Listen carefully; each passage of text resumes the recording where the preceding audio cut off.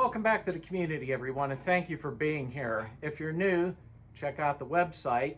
Lots to see there. Stickers, T-shirts to also purchase if you're interested in becoming a member of Slade's Beetle, and also other good links there. Today, we are going to go ahead and do another fuel filter bracket before I pull the transmission out. We're pulling the transmission out next week. I'll do a really intense video on that for the swing axle, which the IRS, there's a couple things in similar, but I already did one, as you can see here, for the IRS. And it should be pretty informative for what you want to do. But this week, I'm going to show you the new fuel filter bracket design. As you can see here, he does one for the paper filters. And now he's come out with one for the Wicks and Hastings metal filters, which a lot of people like better. I personally like them too.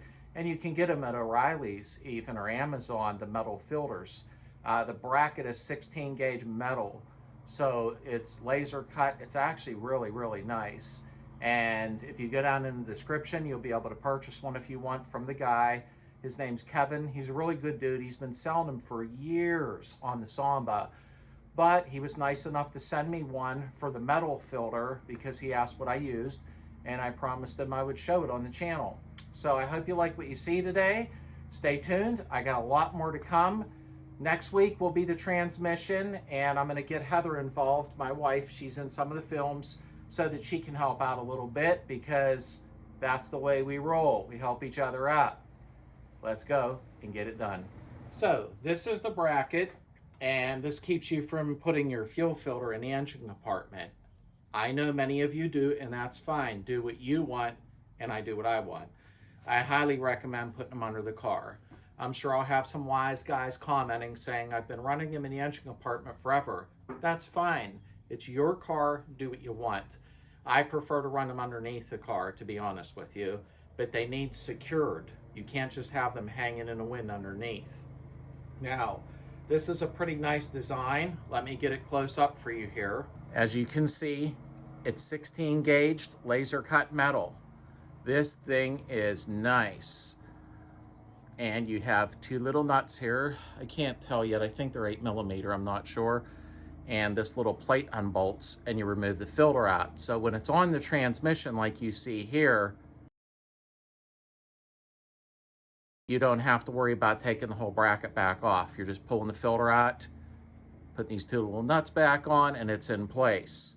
So let's go ahead and show you how it goes on and what to do. I like it. Very, very well made, Kevin. Very well made, even angled the way it needs to be. Okay, so we are at the back of the car. Now, the engine's out, obviously, okay. You're not going to pull your engine to do this, but you know that already. Typically, your fuel filter is in your engine compartment like you see here. And all this is doing is relocating it underneath. So let's go near the engine a minute.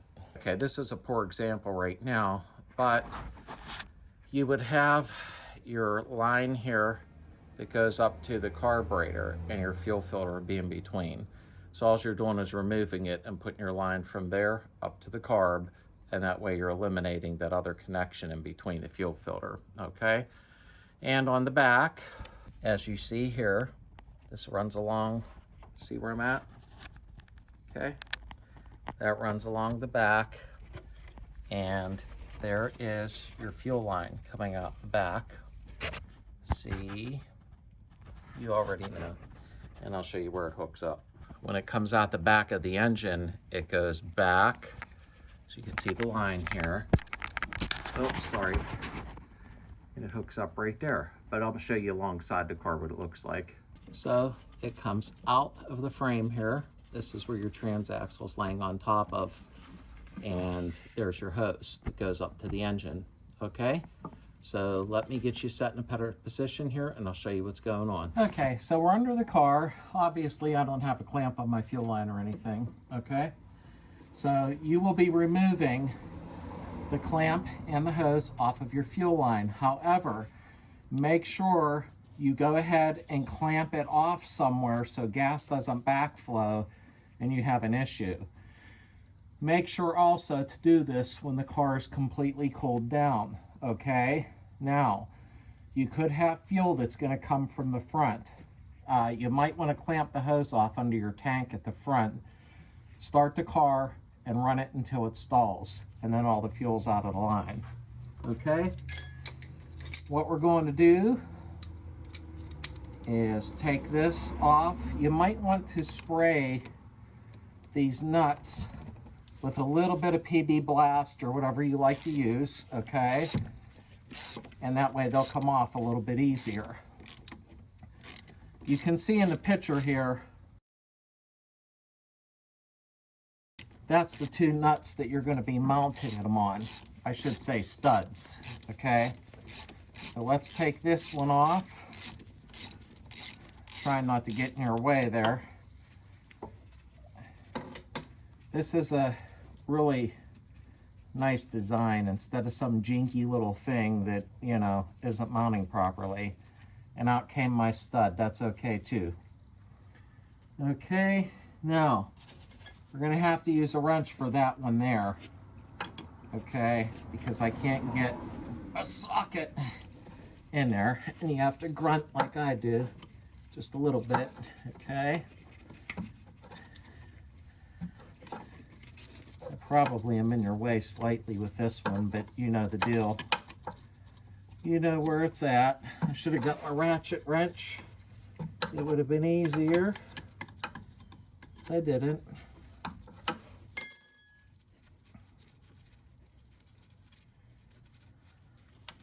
Okay, get your little washer off of there. There. All right, so you're going to go ahead, put this on the stud. Okay. And make sure, now my whole stud came off, but make sure your washer's back on there. Just kind of made it awkward with the stud winding up, but it's okay. We can handle it, folks. And get it started in there.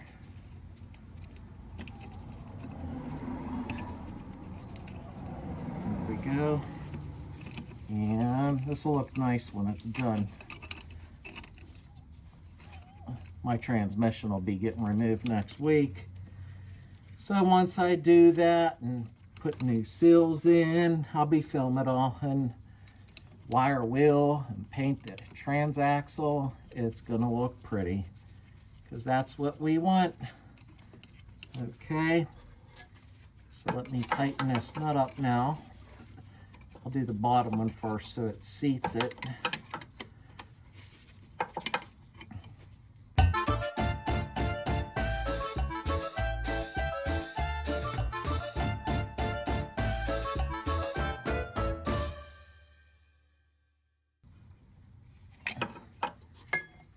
Okay, now that's all bolted in place. Okay, I'm going to bend this slightly. And that is a beautiful bracket. I'll move the camera in a little bit here. Then all you're going to do is put your fuel hose on, clamp it, and then of course cut it so it fits right there. Here, you want to see? Okay, give me a second. Cut a piece of hose. Okay, this is just a rough draft because I'm taking this all back apart. Okay. And